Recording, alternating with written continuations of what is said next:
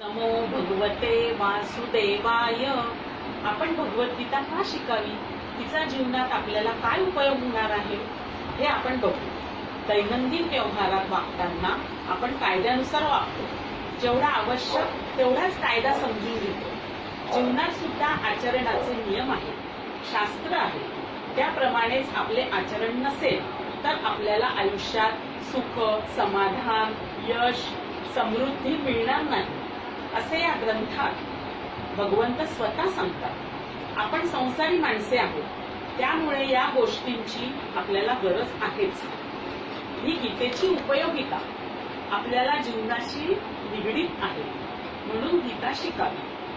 गीतेत जगण्याचे म्हणजेच कसे जगावे आचरणाचे शास्त्र समजावले आहे. 5000 वर्षे सातत्याने मान्यता प्राप्त असा हा एकमेव ग्रंथ आहे. गीतेच्या अभ्यासाने जीवनात खरा आनंद मिळतो. अनेक आदरणीय व्यक्तींनी गीता अभ्यासली व ते त्याप्रमाणे जगत आहेत आणि जीवनात यशस्वी झालेले आहेत. श्रीमद भगवद्गीता हा ग्रंथ महान आहे, दिव्य आहे. त्याची फार मोठी महती आहे. श्रीकृष्णाने गीता अर्जुनाला स्वमुखाने सांगितलेली आहे. ती ऋग, यजु, साम, वेदत्रयी, वेदरूपिणी व परमानंद स्वरूप व तत्वज्ञानार्थाने भरलेली आहे. गीतेचा अर्थ ऐकण्यास आसक्त मनुष्य महापापी असला तरी तो वैकुंठाला जाऊन विष्णूंच्या बरोबर आनंदभोग भोगेल. सध्या तर ताणतणाव फारच वाढलेला आहे, त्यामुळे बरेच लोक वैतागलेले आहेत. पण जे कर्तृत्ववान आहेत, नीती नियमानुसार वागणारे आहेत, ज्यांना स्वधर्माची, स्वकर्तव्याची जाण आहे, अशा लोकांना व सर्वांनाच गीताशास्त्र सांगते तुमचे कर्तव्य काय, अकर्तव्य काय, त्यानुसार आचरण कसे करावे, त्यातून मार्ग कसा काढावा. आजच्या काळात याची उपयुक्तता फारच जास्त आहे, म्हणून गीतेचा अभ्यास करावा. भगवंत सांगतात, जसा कमलपत्राला पाण्याचा लेप लागत नाही त्याप्रमाणे गीतेचा अभ्यास करणाराला पंचमहापातकादी पापे स्पर्श करीत नाही. जिकडे गीतेचे पुस्तक असते व गीतेचा पाठ चालतो तिकडे प्रयागराजादी सर्व तीर्थे वास करतात. जिकडे गीताभ्यास चालतो तिकडे सर्व देव, ऋषी, योगी, सर्पराज, गोपाल, गोपी, नारद, उद्धव व पार्षद गणांसह परमात्मा उपस्थित राहून सहाय्य देत असतो. मी गीतेच्या आश्रयाने राहतो. गीता हेच माझे उत्तम गृह होय आणि गीता ज्ञानाचा आश्रय घेऊनच मी त्रैलोक्याचे पालन करतो. गीता ही माझी परमश्रेष्ठ ब्रह्मरूपिणी विद्या होय. ही अविनाशी असून नित्य व अनिर्वाच्य पदात्मिका आहे असे भगवंत सांगतात, म्हणूनच ती अभ्यासावी. गीतेची शिकवणच आहे विहित कर्म करीत जावे, फळाची अपेक्षा करू नये. जसे आपण कर्म करू त्याप्रमाणे आपल्याला फळ मिळेल. आता मी तुम्हाला 17व्या अध्यायातील काही श्लोक ऐकवते. श्रद्धात्रय विभाग योग.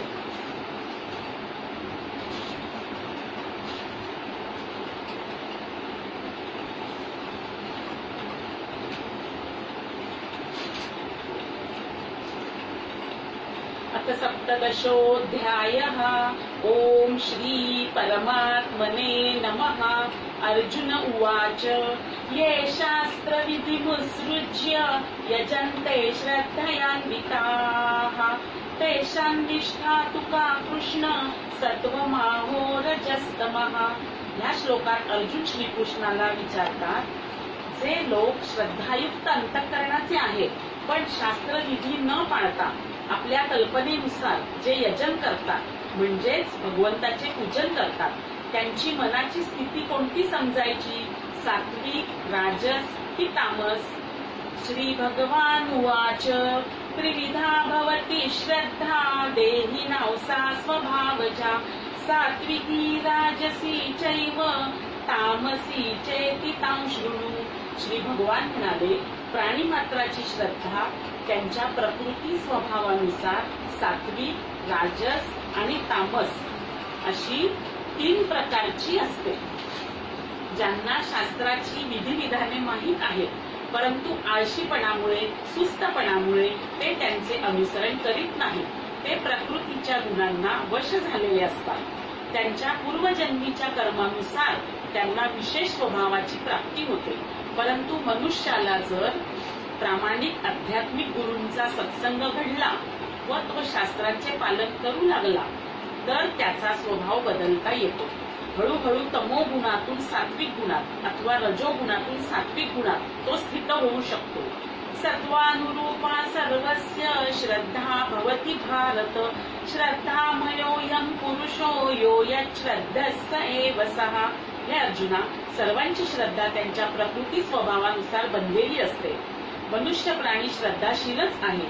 ज्याची ज्या ठिकाणी श्रद्धा त्याप्रमाणे तो बनत असतो. मनुष्याच्या ठिकाणी जे प्राकृतिक दोष असतील ते त्याने काढून टाकले पाहिजे, म्हणजे त्याला आपला भगवंताशी असलेला संबंध पुन्हा प्रस्थापित करता येईल. भगवंताच्या धामास परत जाण्याचा हा मार्ग निर्भय आहे.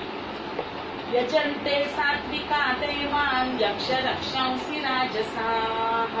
प्रेतान् भूतगणौश्चान्ये यजन्ते तामसा जनाः. सात्विक मनुष्य देवांची उपासना करतात. राजस यक्ष राक्षस यांची उपासना करतात. तामस प्रेते व भूतगण यांची उपासना करतात. जे शुद्ध सत्वात स्थिर झालेले आहेत तेच परमेश्वराची पूजा करू शकतात असे श्रीमद भागवतात म्हटले आहे. प्रकृतीच्या गुणांपासून जे पूर्णपणे मुक्त झाले आहेत त्यामुळे ते शुद्ध सत्वात स्थित झालेले आहेत. ते भगवंताची पूजा करू शकतात. अशास्त्रविहितं घोरं तप्यन्ते ये तपो जनाः. दम्भाहंकार संयुक्तः कामरागबलान्विताः. कर्षयन्तः शरीरस्थं भूतग्राममचेतसः. माञ्चैवान्तः शरीरस्थं तान् विद्यासुरनिश्चयान्. ढोंग आणि अहंपणा यांनी भरलेले, भोग, वासना व आसक्ती या विकार बलाने आत्मवश केलेले अविवेकी लोक शरीरातील पंचमहाभूतादी समूहाला त्याचप्रमाणे अंतशरीरात वास करणाऱ्या मलाही कष्ट देतात. म्हणजे प्रत्येकाच्या शरीरात भगवंताचा वास आहे असे गीता सांगते. आहारस्त्वपि सर्वस्य त्रिविधो भवति प्रियः. यज्ञस्तपस्तथा दानं तेषां भेदमिमौ शृणु. आहार देखील 3 प्रकारचा असतो. त्याचप्रमाणे यज्ञ, तप व दान यांचेही 3 प्रकार होतात. आहाराचेच उदाहरण घेऊ.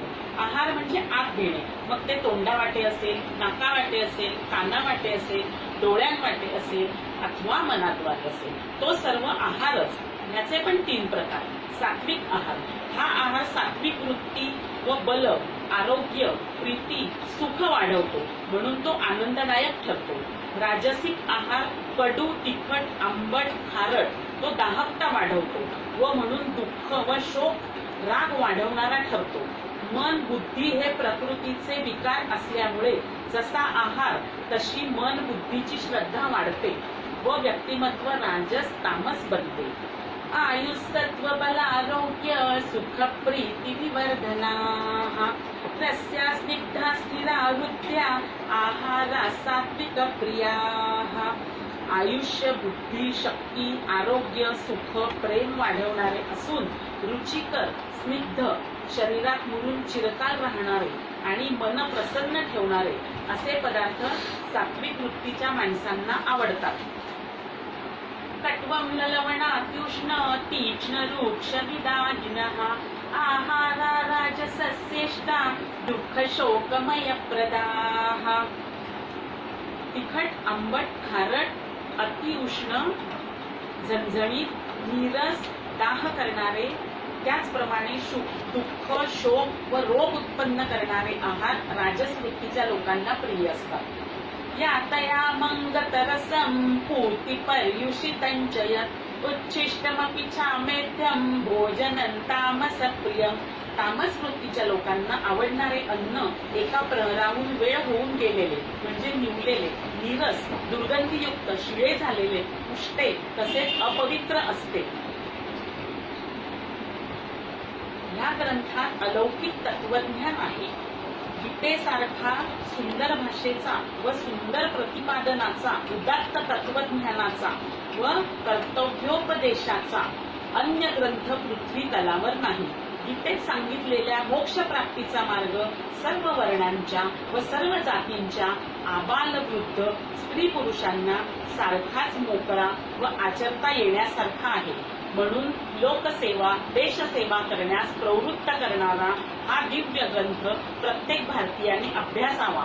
गीता पठण हे ऐहिक व पारलौकिक अशा दोन्ही दृष्टींनी कल्याणकारक आहे, असा हा दृढ विश्वास ठेवून गीतेतील योग मार्गाने जो आयुष्यक्रमण करील त्याचे, त्याच्या समाजाचे, त्याच्या राष्ट्राचे निश्चितच कल्याण होईल. शुभम भवतु.